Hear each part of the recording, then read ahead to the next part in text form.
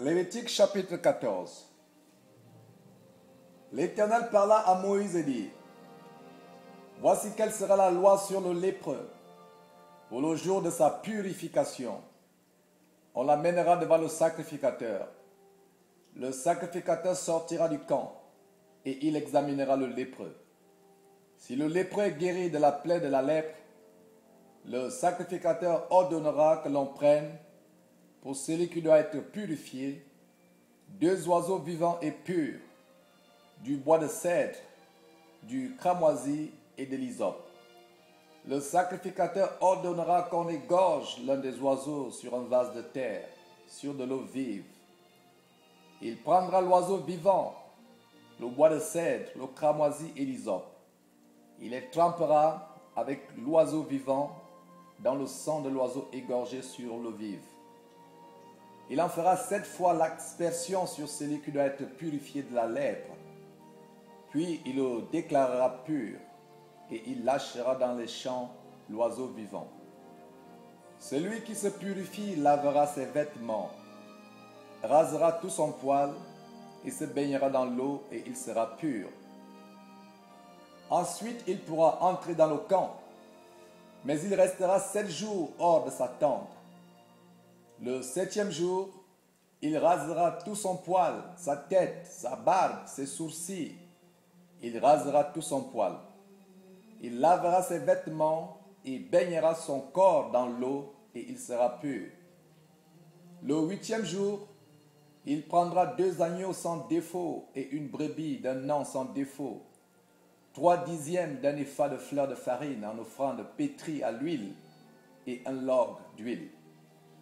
Le sacrificateur qui fait la purification présentera l'homme qui se purifie et toutes ces choses devant l'Éternel à l'entrée de la tente d'assignation.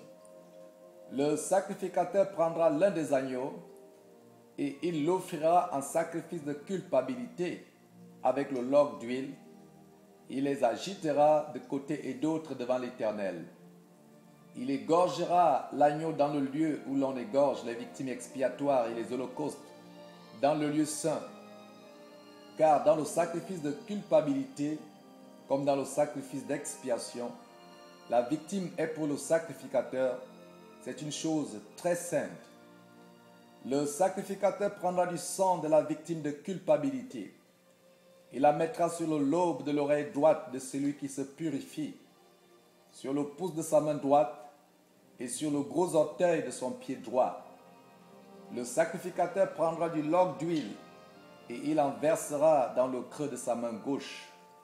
Le sacrificateur trempera le doigt de sa main droite dans l'huile qui est dans le creux de sa main gauche et il fera avec le doigt 7 fois l'aspersion de l'huile devant l'Éternel.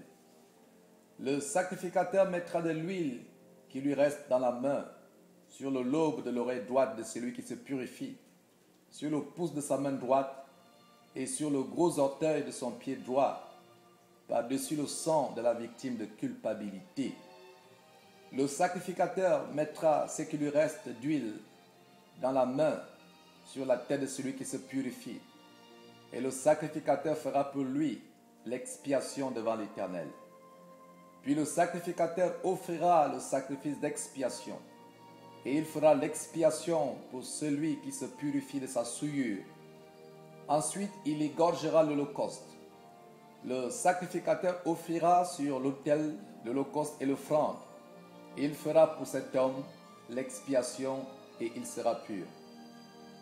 S'il est pauvre et que ses ressources soient insuffisantes, il prendra un seul agneau qui sera offert en sacrifice de culpabilité après avoir été agité de côté et d'autre et avec lequel on fera pour lui l'expiation. Il prendra un seul dixième de fleur de farine pétrie à l'huile pour l'offrande et un log d'huile. Il prendra aussi 2 tourterelles ou 2 jeunes pigeons selon ses ressources, l'un pour le sacrifice d'expiation, l'autre pour l'holocauste. Le 8e jour, il apportera pour sa purification toutes ces choses au sacrificateur à l'entrée de la tente d'assignation devant l'Éternel. Le sacrificateur prendra l'agneau pour le sacrifice de culpabilité et le log d'huile, et il les agitera de côté et d'autre devant l'Éternel. Il égorgera l'agneau du sacrifice de culpabilité. Le sacrificateur prendra du sang de la victime de culpabilité. Il la mettra sur le lobe de l'oreille droite de celui qui se purifie, sur le pouce de sa main droite et sur le gros orteil de son pied droit. Le sacrificateur versera de l'huile dans le creux de sa main gauche. Le sacrificateur fera avec le doigt de sa main droite 7 fois l'aspersion de l'huile qui est dans sa main gauche devant l'Éternel. Le sacrificateur mettra de l'huile qui est dans sa main sur le lobe de l'oreille droite de celui qui se purifie, sur le pouce de sa main droite et sur le gros orteil de son pied droit, à la place où il a mis du sang de la victime de culpabilité. Le sacrificateur mettra ce qui lui reste d'huile dans la main sur la tête de celui qui se purifie, afin de faire pour lui l'expiation devant l'Éternel. Puis il offrira l'une des tourterelles ou l'un des jeunes pigeons qu'il a pu se procurer, l'un en sacrifice d'expiation, l'autre en holocauste avec l'offrande. Et le sacrificateur fera pour celui qui se purifie l'expiation devant l'Éternel. Telle est la loi pour la purification de celui qui a une plaie de lèpre et dont les ressources sont insuffisantes.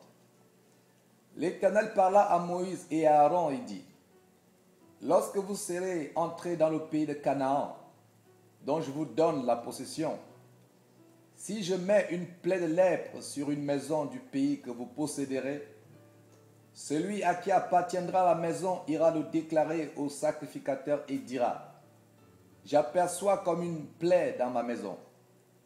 Le sacrificateur, avant d'y entrer pour examiner la plaie, ordonnera qu'on vide la maison, afin que tout ce qui y est ne devienne pas impur. Après cela, le sacrificateur entrera pour examiner la maison. Le sacrificateur examinera la plaie. S'il voit qu'elle offre sur les murs de la maison des cavités verdâtres ou rougeâtres, paraissant plus enfoncées que le mur, il sortira de la maison, et quand il serra la porte, il fera fermer la maison pour 7 jours. Le sacrificateur y retournera le 7e jour. S'il voit que la plaie s'est étendue sur les murs de la maison, il ordonnera qu'on ôte les pierres attaquées de la plaie et qu'on les jette hors de la ville dans un lieu impur. Il fera racler tout l'intérieur de la maison et l'on jettera hors de la ville dans un lieu impur la poussière qu'on aura raclée. On prendra d'autres pierres que l'on mettra à la place des premières et l'on prendra l'autre mortier pour recrépir la maison. Si la plaie revient et fait éruption dans la maison, après qu'on a ôté les pierres, raclé et recrépi la maison, le sacrificateur y retournera. S'il voit que la plaie s'est étendue dans la maison, c'est une lèpre invétérée dans la maison. Elle est impure. On abattra la maison, les pierres, le bois et tout le mortier de la maison, et l'on portera ces choses hors de la ville, dans un lieu impur. Celui qui sera entré dans la maison pendant tout le temps qu'elle était fermée sera impur jusqu'au soir. Celui qui aura couché dans la maison lavera ses vêtements. Celui qui aura mangé dans la maison lavera aussi ses vêtements. Si le sacrificateur qui est retourné dans la maison voit que la plaie ne s'est pas étendue après que la maison a été recrépie, il déclarera la maison pure, car la plaie est guérie.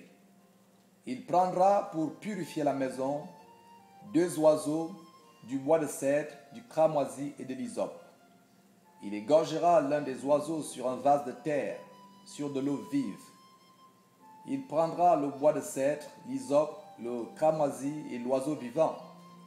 Il les trempera dans le sang de l'oiseau égorgé et dans l'eau vive. Et il en fera 7 fois l'aspersion sur la maison. Il purifiera la maison avec le sang de l'oiseau, avec de l'eau vive, avec l'oiseau vivant, avec le bois de cèdre, l'hysope et le cramoisi. il lâchera l'oiseau vivant hors de la ville, dans les champs. C'est ainsi qu'il fera pour la maison l'expiation, et elle sera pure. Telle est la loi pour toute plaie de lèpre, et pour la teigne, pour la lèpre des vêtements et des maisons, pour les tumeurs, les dattes et les taches. Elle enseigne quand une chose est impure et quand elle est pure. Telle est la loi sur la lèpre.